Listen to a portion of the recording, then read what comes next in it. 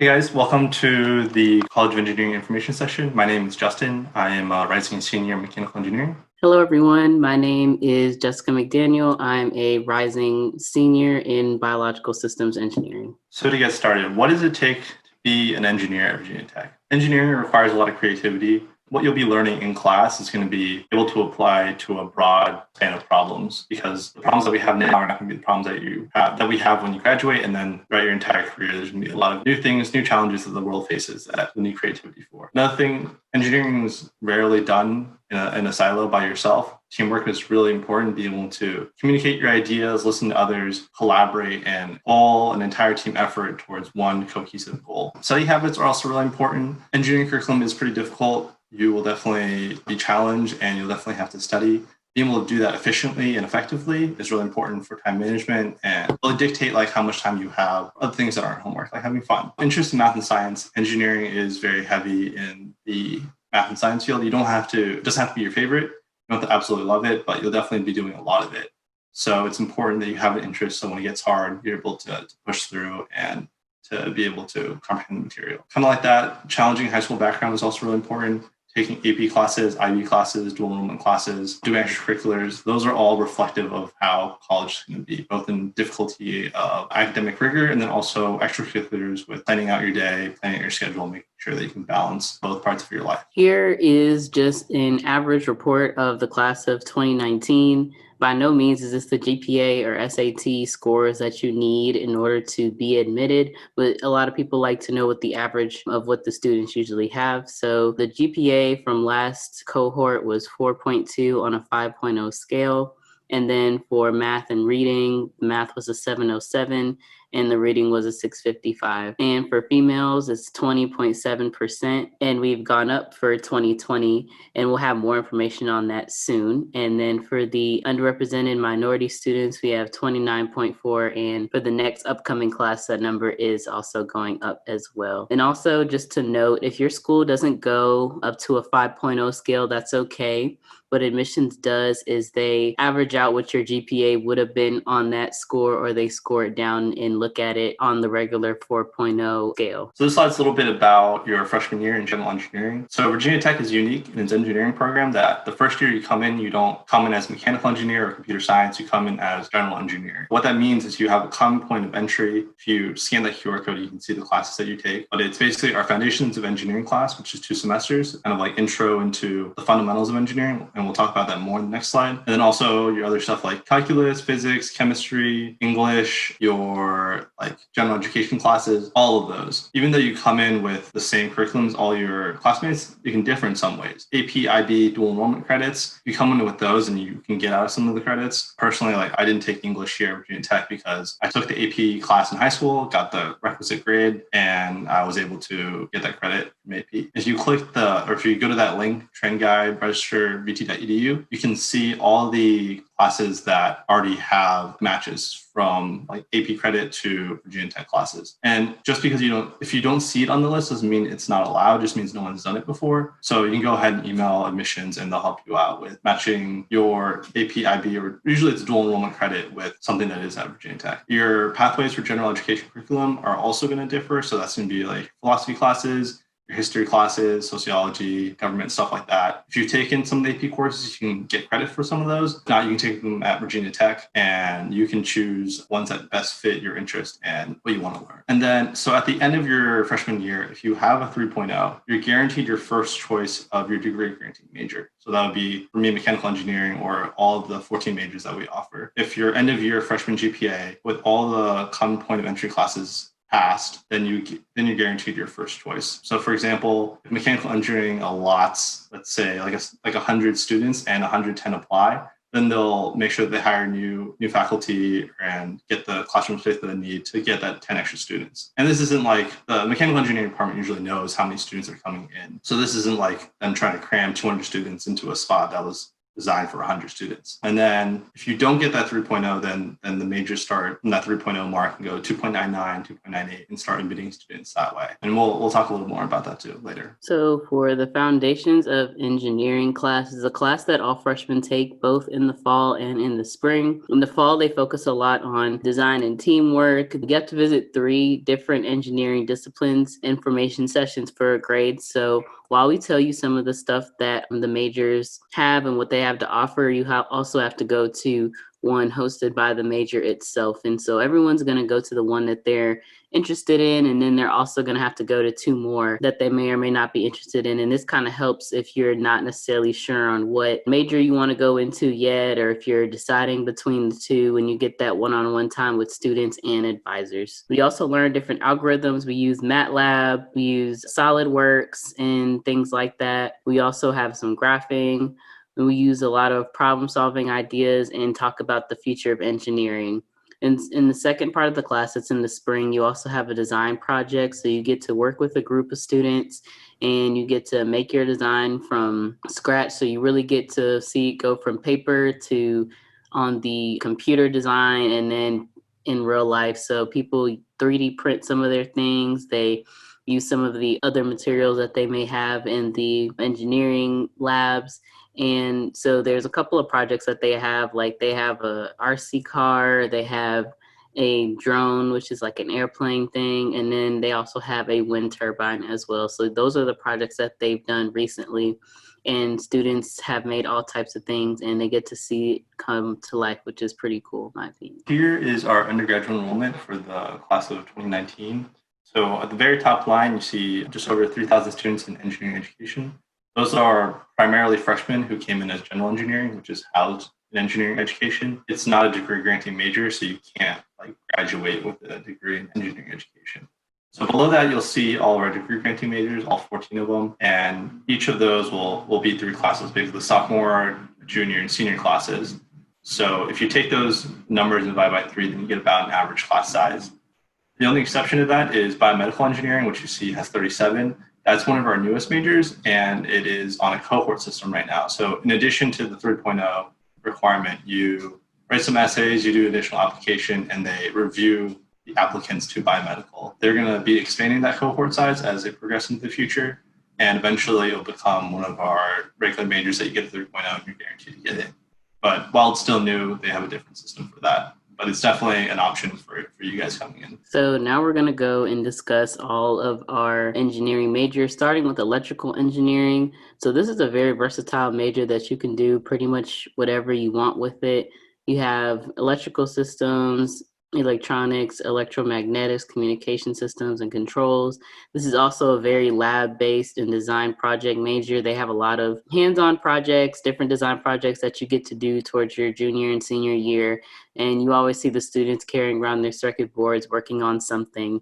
And for job types and industry, you can go into power and energy, electromagnetics, semiconductors, or anything. They really are needed in every single field. Next is computer science. So basically this is developing software as most people know. But in addition to just software, both front end and back end, there's also human computer interaction and then data science. Stuff like that all falls under computer science. Also systems network. So this attracts companies like Google, Facebook, Amazon in terms of software development, and then networking would be like Cisco, stuff like that. So it is a pretty relevant field in today's society with everything being on computers and whatnot. It is also one of our majors that has 5-year BS MS track. So what you can do is you take your first 3 years of undergrad normally, and then your senior year, you've finish up your CS undergraduate degree and you start taking some CS graduate courses. In the 5th year, you finish up your graduate degree.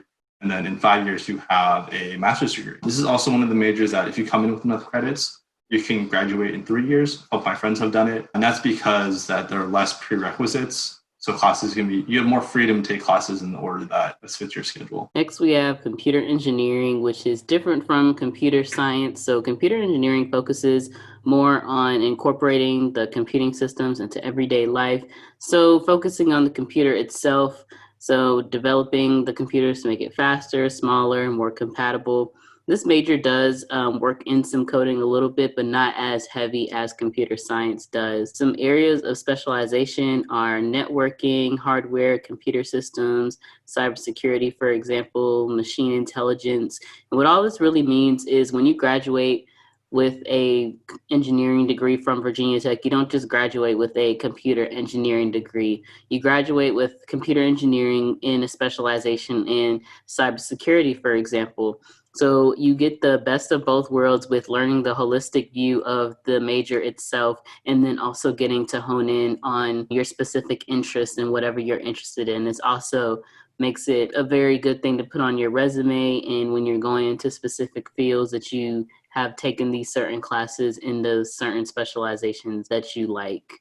If you look on the bottom right, you'll see this smart fabric, which is in the works. Is basically a fabric. So, for example, if there was an elderly person and they fell, then the smart fabric would send a signal depending on the impact of the fall in order to notify someone to come help them and get the emergency services out there. So, those are just a couple of things that you can do with computer engineering that's not necessarily restricted to just computers. So this is biological systems engineering. This is my major. So a lot of people, they are torn between civil and environmental and biological systems. And what I would say, if you're mostly focused on the environment and things like that and the human impact on that, I would definitely go the biological systems route.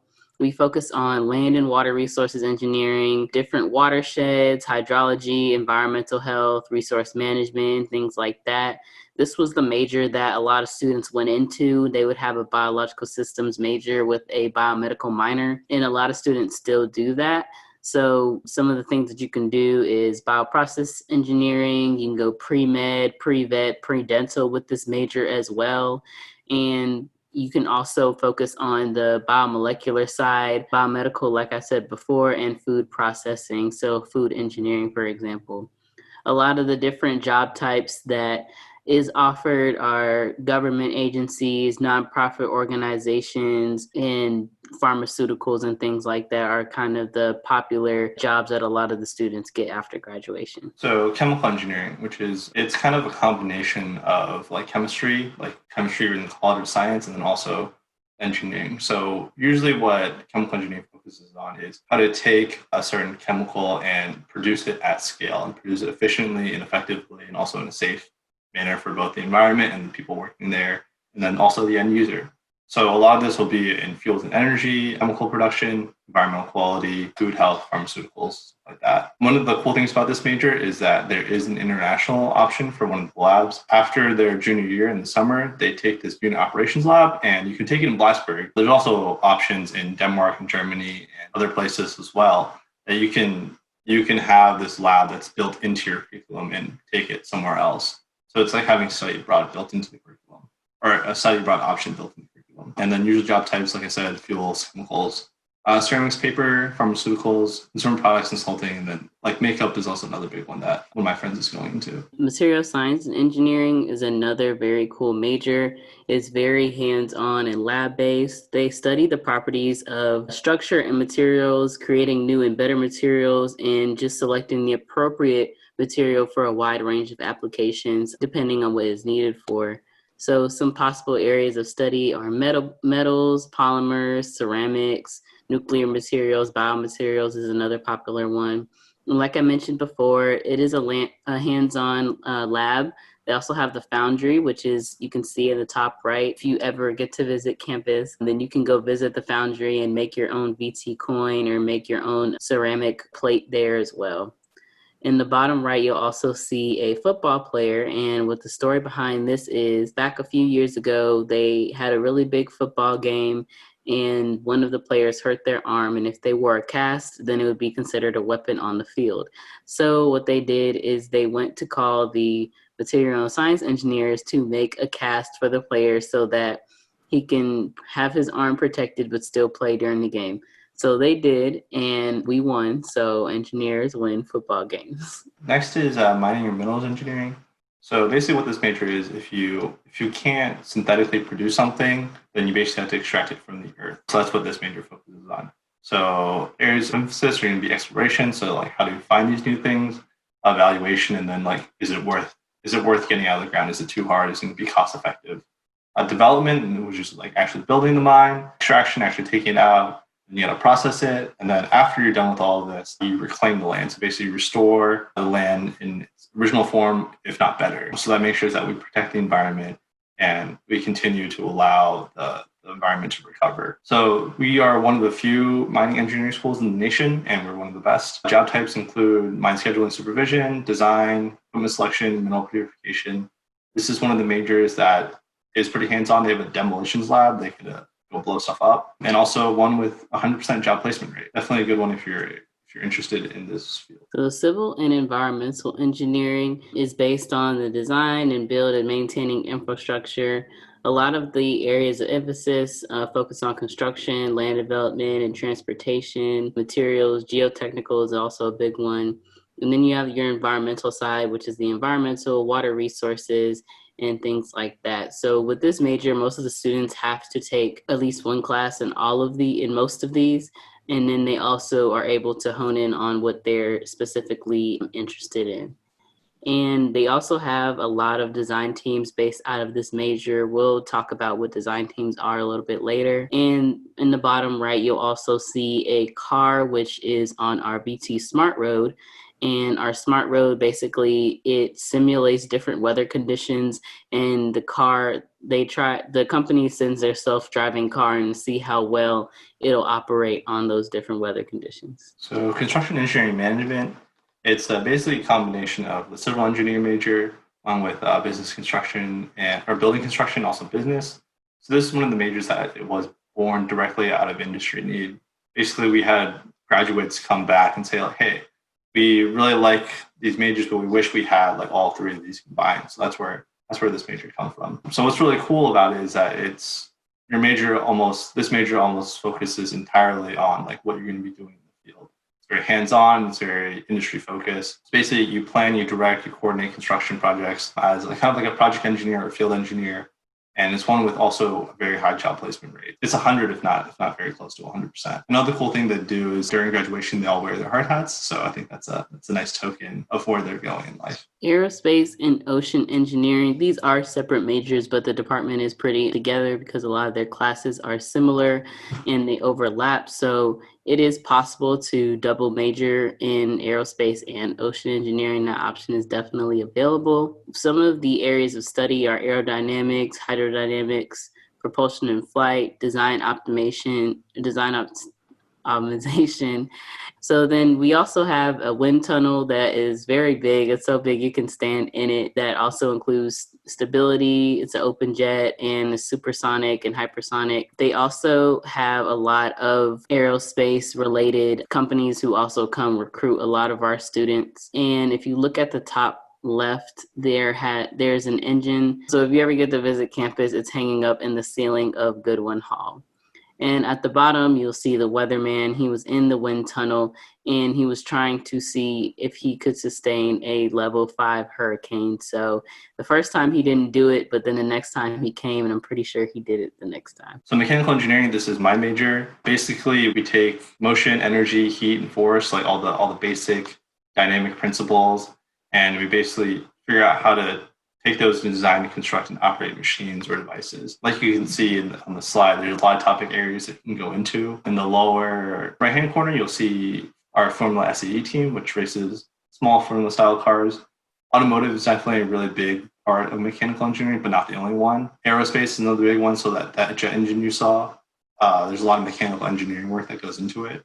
Most of the power generation. So whether it's like engines for your car, engines for planes, or engines that are in power plants and generate a lot of energy, whether that's through like steam and gas turbines, nuclear reactors, or like hydrodynamic dams, stuff like that.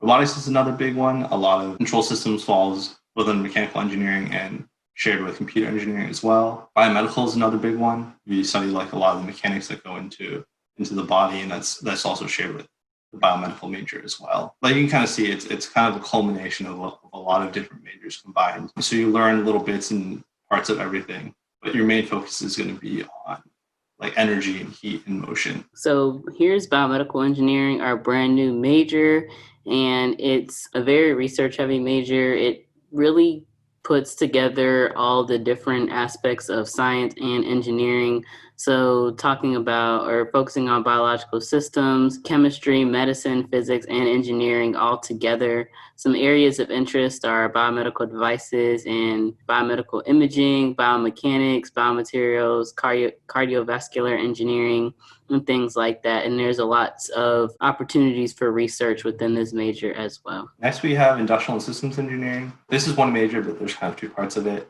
The industrial side is basically manufacturing, like how to optimize the manufacturing process, make sure that you're making parts as fast as possible, but also up to quality and making it for as cheap as possible. And you continuously optimize the design to try to meet all three of those things. Systems engineering is kind of the same thing. You're trying to optimize a process, but this process happens to be like humans. So that could be like humans on the assembly line or just like corporate systems. So like how information flows from like executive leaders to your section managers to subsection managers to like the regular employees, and how information flows back up and across, and how information moves and how that can be made more efficient. You don't want to be spending all your time writing emails back and forth if you could actually be doing work. In addition to that, so like human factors and ergonomics is a big part of it, and how to get the human body to work well in all these processes. Manufacturing systems, management systems is like what I just talked about. And operations research is kind of like that global scale. Transportation companies like FedEx, UPS,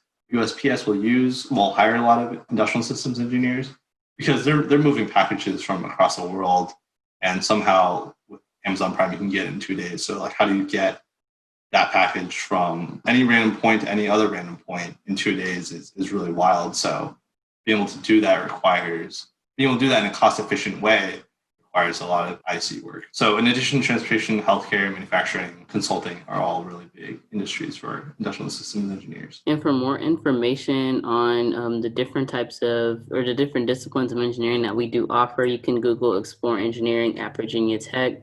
And it will give you a list of all the majors that we just covered. Each major also has their own department website that'll give you more detailed information about what their major has to offer, associated clubs and organizations, and a list of the classes that you may take coming up in the next year. So they'll categorize it by class. So the earliest class you'll probably see is either VT 23 or 24 on there, but the classes usually don't change that much year per year. So some of the opportunities available to engineers are like engineering minors that are listed here. Some of them are like computer science, which is a major, but distilled into a minor, so about 18 credits.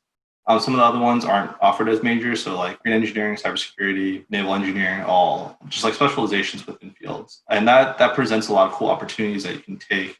For example, mechanical engineering, combine it with a computer science minor. So you have both the mechanical side and also a bunch of the software side as well. You don't have to take a minor in engineering. My minor is industrial design, which is part of the College of Architecture and Urban Studies. So it's a cool way to round out my mechanical engineering degree with something else, like product design focused, more human-centered focus. Study abroad is also an option with engineering. I know some people have concerns whether they can fit that in, but it's definitely an option that a lot of majors have. And we also have the Rising Sophomore Abroad program, which is in the summer. I'll talk about, which is a really cool opportunity. Undergraduate research is a big part of engineering. Virginia Tech is a massive research institution, and we're doing a lot of cutting edge research, really like pushing the envelope on a lot of new technological fields. One cool thing I like about Virginia Tech's approach to undergraduate research is that you'll find that professors really are really looking for freshmen and sophomore students, not just like the graduate students and the seniors who like have gone through their curriculum. And the reason for that is that they know that the freshmen and sophomores are capable. You got a section in Virginia Tech, you have the capability to learn. And while some of the things that you'll be doing in research you'll learn in class, a lot of it isn't. A lot of it is very specific to the specific field of research that you're doing. So what they can do is train you and teach you and invest time in you when you're an underclassman, and then when you become a junior or senior, working in the lab for 2 or 3 years, you can teach the incoming class of freshmen and sophomores coming to the lab, and you'll be able to pass on your knowledge. Engineering professional societies and organizations, most majors have an honor society, and we also have a lot of other professional societies that you can network in, make friends in. It's a really cool, great, like kind of engineering family that we have here at Virginia Tech. This is a small map of our internships and co-op experiences. This is just some of that have been on the Dean's team. So the Dean's team is just a group of about 50 students. So if we showed how much or how the internships were like across the board for all of our students, you probably wouldn't be able to see the map in a couple parts of the globe. We have in the country and international internships. We also, once you see here, there's a lot of notable companies that come and they come often. We're number 5 in recruiter picks. So the recruiters love picking out Virginia Tech students. And we have different types of career fair opportunities that we'll talk about in the next slide. And so an internship is usually like 10 to 12 weeks over a summer period, and students will go there and get paid, and it's real life experience. It's not just baby work. They really integrate you into whatever project that they're working on, and students usually love it. And it really gets you the firsthand experience to really know if this is something that you'd want to continue doing and things like that. And usually if you continue to go and you're good, then they'll offer you for the next summer and then sometimes a full-time hire after you graduate. Co-op experiences are a little bit different. They are on term basis. So you will miss a semester of school. So sometimes it's the earlier term, which is from January to the summer, or the later term, which is from the summer up until December, and you live at wherever the company is and you work for them, similar to an internship. Is just a longer period of time, and you get the same hands-on experience as you would before. I personally took a 1-year co-op, so I've missed basically my fall and spring semesters, like an entire year of academic schooling. And I worked in Boston at this jet engine company called G Aviation, and it was a really great experience. I really highly recommend it. But some cool things about that is that, well, one, you get paid by the company, and you don't pay tuition to Virginia Tech. So it did delay my graduation by a year. I'll be graduating 5 years after when I started, but I don't pay 5 years worth of tuition. I paid the 4 years of tuition that normally would have paid. Another thing, it really helps you focus in on what type of stuff you want to do. So at this company, I was able to see like all the parts of engineering kind of work together. And I was able to focus in, like come back to school and be like, all right, I know I want to go into control systems. I want to do like performance management for engines and stuff. So it's a really great opportunity. I highly recommend it. So some of the outside support that we have, so career fairs, like we mentioned, are a big part of engineering recruitment here at Virginia Tech. So the picture that you see here is from Engineering Expo, which is the big career fair that we have every fall. And hundreds of companies, like on the magnitude, like order of like 300 plus, come to Virginia Tech over a span of like 2 to 3 days. And they're there to hire Virginia Tech students. One of the really cool things is that you can see the lady on the right-hand side is a G Aviation recruiter, the one actually that recruited me. But she's former alumni. She's wearing the Hokie colors with the G Aviation logo on her sleeve. And it's cool because they understand, they have the same experience as you. They've taken the same classes as you. They've probably been in the same clubs, worked in the same places. It's really nice to have that connection right away. And it leads to that bond. And Hokies really like to hire Hokies. They know you've gone through. They know the type of person you are, the character that's built at Virginia Tech, and that's what they want at their company. Around the clock, we have the STEP program, which is a summer transition engineering program. Basically, what it is, it helps you transition from high school to your freshman year of college. So in the summer, you have 6 weeks that you take some of the classes that you would take your freshman year, and you just go through the first 6 weeks of it, and you hit your first test. And what's cool is that you learn the material, you learn your study habits. You figure out how to study, you figure out how to set aside time and deal with all this like newfound freedom that is college. You have a lot more free time outside of class, but you have to make sure that you spend that effectively and efficiently and not just do nothing all day. But the nice thing is that basically when you take the test, like that score doesn't count. It doesn't reflect on your GPA. And so if you did really well, then you can go into your freshman year having known like the material already and you're set for the first 6 weeks. Transition's a little harder and you don't do as well, then you have first learning experience. And then you can learn from your mistakes and do a lot better when the first test actually comes around during your actual semester. The Hypatia and Galileo community is a living learning community. So what this is it's basically a dorm. They live in Lee Hall, and it's a community of engineers that all live together. And some of the perks of this is that basically if you live in any other dorm, your roommate may or may not be an engineer, but in Lee Hall, in the Hypatia Galileo community, everyone's an engineer. So you can turn to your roommate, you can turn to someone down the hall, and they'll be doing the same homework as you. They'll be having the same classes as you. If you have trouble with one of the problems, very likely that your roommate or someone down the hall is struggling with the exact same thing. So there's a sense of camaraderie there. It's really cool. When the first chemistry test comes around, all the engineers are taking it at like 7 o'clock. Like you can see Lee Hall, like all of Lee Hall, all 600 students just like leave and cross the drill field and go take their test. And it's a really nice community. I know sometimes I'll talk to students and be like, man, like I don't want to live with like a bunch of engineers. Like they're weird. Like that's weird, man. That's not cool. But like I like ask you, like you're an engineer, right? Like you have interests. Like you're like a normal functioning person. Like that's what Lee Hall is too. It's a really great community, a really diverse community. Like people just don't talk about engineering all the time. Like that's boring. Like we all have lives too outside of the major that we have. So I think that's a really cool opportunity. In addition to that, you'll see the picture is our design studio, which is housed like on the second floor. So there's laser cutter, 3D printers, power tools, and just like space for you to work. And that's a really cool opportunity to do some personal projects or in-class projects. And that's specific to people who live in Lee Hall. So it's nice that you can just like walk out of your dorm whenever you want, go down a couple of flights of stairs, and boom, you have your design studio right there. You don't have to leave your dorm and go out in the cold or whatever, and you can work on your projects right there. The Hypatia Galileo program, in addition to all those things, also has a mentoring program. The mentors are upperclassmen who have been in the Galileo and Hypatia program, and they live right there with you in the dorm. They're just a few doors down from you. And you can ask them questions for the first 10 weeks. They'll meet with you regularly to kind of help you transition from high school into college. And they're there to tell you what teachers are good, like where to eat on campus, how to get around places. Like they've been there for a year. Their experience is fresh, and they'll be able to help you, guide you through that process. And even if you like transition super well, like for me, transition from high school into college wasn't bad, but it's nice to know that like there's someone right there, right next to you that can help you out in case anything happens. And the Seer Peer Mentoring Program is that same thing. You have a mentor for the first 10 weeks, but you don't have to live in the hall in the Galileo and Hypatia living room community. But both are really great opportunities.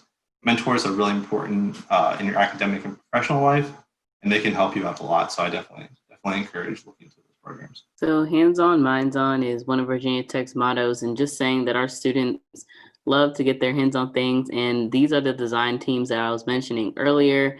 And they take basically what they learn in the classroom and bring it to real life. Some of the examples of it are Astrobotics, Concrete Canoe, Design, Build, Fly, Hyperloop, Steel Bridge, for example. And some of these have company sponsors, so they'll donate the pieces or the cars or motorcycles they need in order to do their project. And it's really good to be involved in these. So when you're talking to recruiters, it's something to talk about, and they might know exactly which project that you're referring to. My favorite one to talk about is the Concrete Canoe, because it's exactly what it sounds like. It's a canoe made out of concrete, and it floats, and they race in it and design it and all that stuff. So this is just some of the cool things that you can do. I think there's a virtual video tour of the Wear Lab, which is where all of the design teams are held, and you can kind of see what the students are working on in there. So the design team I'm on is the hybrid electric vehicle team, which is this white Camaro on the right-hand side. And it's a design team sponsored by like General Motors, Department of Energy, and MathWorks. So what's really cool is that the work that you do on this design team is like you feed it directly into General Motors. They take the work that you've done and they apply it to their own vehicles. So when you talk to recruiters and you tell them about the project, you're doing the same work that their engineers are doing, just in college. So you have a leg up. So the part of the project that I work on for the hybrid electric vehicle team is the same exact work I'll be doing at Ford this summer, working on their hybrid electric powertrains. So it's a really cool opportunity to develop those skills early on while you're in college. So Virginia Tech engineering rankings, you can see some of them here. We're always ranked really highly in engineering, 13th best undergraduate program and 31st best graduate program. I think both of those have gone up since then. Some other stuff, number 7, producer engineers, and number 8, producers of women engineers. And aside from like just the engineering rankings itself, stuff I like to highlight is we're number 1 in students that really enjoy the campus. And this isn't like a ranking that I ever looked at when I was applying for colleges, but in retrospect, I thought it was really important. If you're gonna spend 4 years of your life, which is, like a significant amount, and college is a really important time. Like you want to be somewhere that you really enjoy being. That's the people, the community, the more intangible parts of the college experience. And also food, we're ranked like number 4 in food. Definitely a big perk with Virginia Tech. like I said before, like you're gonna be here for 4 years, you'll be eating the food here for 4 years. It's really great to have an on-campus dining plan that is really good. Like I'll go home for breaks and I'll miss like food on campus, which is weird. Like not like coming from like school lunches, like I never thought I would like want to eat at an academic establishment. But I definitely do miss it. And then with the coronavirus pandemic, we've been at home and dining has been shut off. So I've also really missed campus food. So some of our outcomes, the freshmen who continued their second year in engineering, which this is also called the retention rate. For the last 5 years, we've averaged of around a 90% retention rate. And if you're involved in Galpatia, which is the Hypatia Galileo program that we talked about before, that goes up to 99%. And after graduation for the class of 2019, 74% of students were employed and 13% of students attended graduate school or have planned to attend graduate school or have already accepted admission. So the rest of the percent of the students just didn't reply to the survey. The survey is sent out after they graduate, so it's hard to get seniors to reply after they graduate. And the median starting salary is about $70,000 for the class of 2019. This salary will definitely vary depending on what major you decide to go into. All right, scholarships. So for freshmen, we have quite a few scholarships: the Davenport Leadership Scholarship, Pratt Engineering Scholarship, General Financial Aid from Virginia Tech itself, and then we have a Leo A. Pettis Scholarship for Virginia Community College transfer students. So definitely financial aid is an option coming to Virginia Tech. And sometimes we'll have students that come in and they don't get as much as they hope for their freshman year. And that's because a lot of our alumni will donate back to the major they were in. So like we said before, the general engineering major that you come into is not one you can graduate with. So a lot of people will donate back to like mechanical engineering or aerospace. But once you declare your major and you're an upperclassman starting your sophomore year, you'll start seeing a lot more of the money roll in. So for upperclassmen, there's just one application that gets you to both like your in-major scholarship, so like for me, mechanical engineering, also the one for the College of Engineering itself. So it's one essay, and you just write it, and it's along with your FAFSA, and it's a really easy process. Another thing I like to mention anecdotally is that when I got into Virginia Tech, I declared my intention to come here. I think like a month later, like I got this email saying that like I got a scholarship from Virginia Tech, and this isn't like one I applied to or anything, and I definitely thought it was fake. Like I thought it was spam or something. I looked it up, like I'm more into it, and it was a scholarship from one of the Virginia Tech alumni that was in my local area, and I think that kind of goes to show like Virginia Tech, the Hokie Nation really wants to help each other out. Like I've been in so many situations that I've met alumni, and they're there to support you. They're willing to take time and lend you the resources from the companies and from their experience and really help you out. So that's one of the great things about coming to Virginia Tech. It's the alumni network. Like we're all here to support each other, and it's a really collaborative, really great environment to be in. So these are just some of the computer guidelines and requirements. We usually use a 2-in-1 tablet, so please check the website for specifications.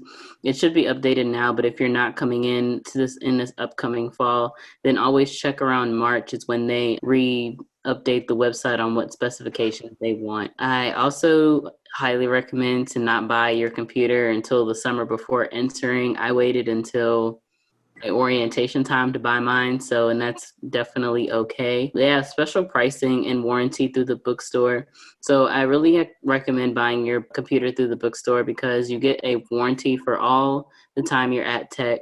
And if you like drop it, spill something on it, you can send it in, and Virginia Tech will give you a loaner computer to use so that you won't be without a computer for your time being.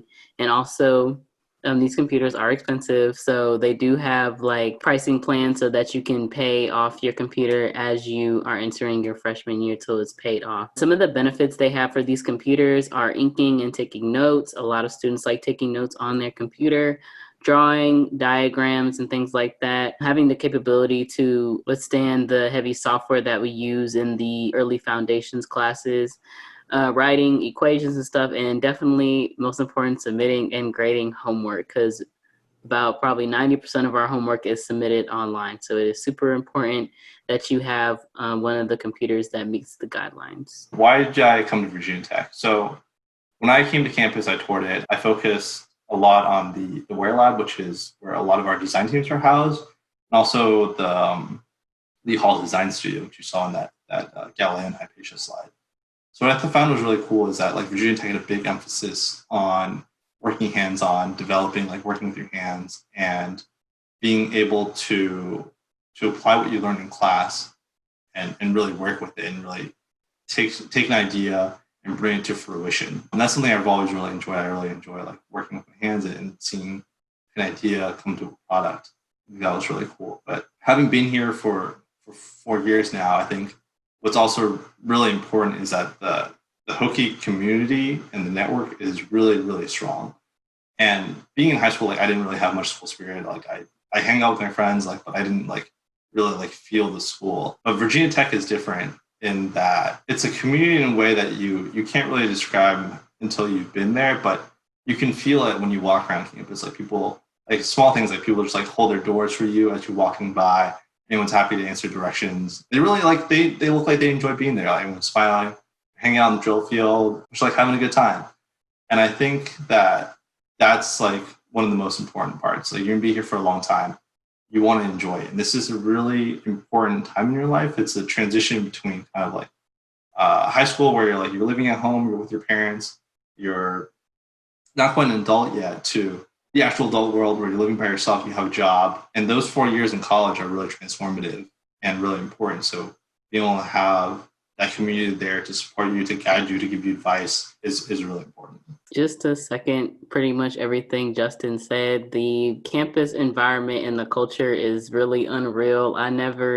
I'm from Greensboro, North Carolina, so coming from high school, not everybody was so excited to be at school all the time, and you definitely get that sense of community here. The alumni base is super strong. I can go somewhere in my Virginia Tech shirt and someone will be like, "Go Hokies!" So it's definitely everywhere you go. For me, why I chose to go to Virginia Tech is they have a program for females who get admitted into the College of Engineering called Women's Preview Weekend. And that's like a weekend during the high school spring break. And you go up there and you sleep over in the engineering dorm, Lee Hall, like we talked about earlier, the Galpatia dorm. And I really just got to see everything firsthand and how real everyone was, how nice everyone was. And they really just told me about why they love engineering and why they're in it toward the campus. And that was my first time being there. And it really just sold me on, wow, I really want to be a part of Hokie Nation. And like my advice is if you're going to be somewhere for 4 years, you at least want to feel like you're a part of the family or you're a part of a community there. And I definitely get that when I'm at Tech. So we have a question, what's the average class size and are any classes taught by TAs? Class size will vary based on like, usually the intro level classes are like sometimes they're a lot larger, like in the hundreds of students for like chemistry. High class would be around 60, and they generally tend to get smaller as you move into your major. It also depend on like what major it is. I've never felt that like the class was like too large to get the support from their teachers. All the teachers have office hours. You can definitely go to them for support. There's plenty of academic support. Part of the Hypatia Galileo program is that they're upperclassmen who are on the academic committee, and their entire purpose is just to help you study and answer questions and serve as office hours in case that you're not able to make it to the professor's office hours. But I mean, there's plenty of academic support on campus. As for TAs, there are some classes that are taught by TAs. I never felt like the TA like didn't know what they were doing. Usually if they're teaching in class, like if they're the only one teaching, then it'll be like a PhD candidate. There's usually like an actual professor, and then TAs will help like grade, and occasionally they'll like facilitate smaller activities. But there aren't TAs that teach the entire class. And then we have a question about office hour availability for COVID. Any announcements how it'll be handled in the fall? So Virginia Tech is definitely still developing their plan. Like I don't have any insider information that I can share with you, like outside of what was publicly posted. But what we decided so far is that we're transitioning to partial in person for the upcoming semester, and going to fully online after spring break. So what that looks like is I think they're gonna try to focus on getting the labs and like experiential classes in person. You can't like do a lab like at your house. You can't do chem lab like at your desk, like that's dangerous. So they're gonna try to get some of the lab stuff in person, but in regard for everyone's safety, they're gonna keep generally like lectures online. I'm assuming that's what their plan is. Office hours. So last semester when we transitioned to online learning, we had office hours online. It was the same thing. You jump into it. to a Zoom room with your professor. You can ask any questions you need. The nice thing is like you don't have to travel anywhere. Like I know a lot of times like maybe like different parts on campus and I have to like walk like 15 minutes to where I need to go, and then I'll have like a meeting right afterwards. I have to walk 15 other minutes. It's like half an hour out of your day, just like that you can't spend learning. But like if you're just sitting in front of your computer, then it's really easy to transition. Another cool thing that a lot of my professors did is they record their lectures. So if you're in a different time zone or you're working at a time that your class is at a time that's less convenient for you, you can watch that lecture whenever you want. It's just important to keep up with that. You can also watch it at like double speed. I watched a lot of my professors have at double speed. So the digital, I would say Virginia Tech has transitioned pretty well into the digital learning, and it's opened up a lot of benefits despite not being in person, having that in-person experience. Is MBA an option? And so the question is, do we have a master's business, and do people get a master's in business with engineering degrees? I'm pretty sure that the business school offers a master's in business. We offer a master's in business degree, and it's not like the one where you can do it simultaneously, but there are a few students that I know of who get their MBA after completing their engineering degree. And it only took them, the girl that I know, it only took her a year to do that. But for those programs, you would have to contact the school, the Pamplin College of Business, and ask them about their master's program. In terms of if people get it or not, I personally don't know any, but it's definitely like a popular option. I know quite a few people who do their dual, like your undergraduate graduate program in 5 years. I applied to the program, which my friends did, and we're waiting to hear back soon. But it's definitely an option. I mean, we do have a master's program here, and you're welcome to go elsewhere. I don't know if there are any benefits shared between the College of Engineering and the College of Business in terms of that. But also note that if you like engineering a lot, but you also want that like business side of it, the IC degree, the Industrial and Systems Engineers, they do a lot of business stuff in their major as well. A lot of them will go into consulting and work in more of the business sector and have that engineering knowledge. It's definitely an option. There are no other questions. I think wrap it up and sign off. Thanks everyone. Thanks for joining us. And we hope to see you on campus soon.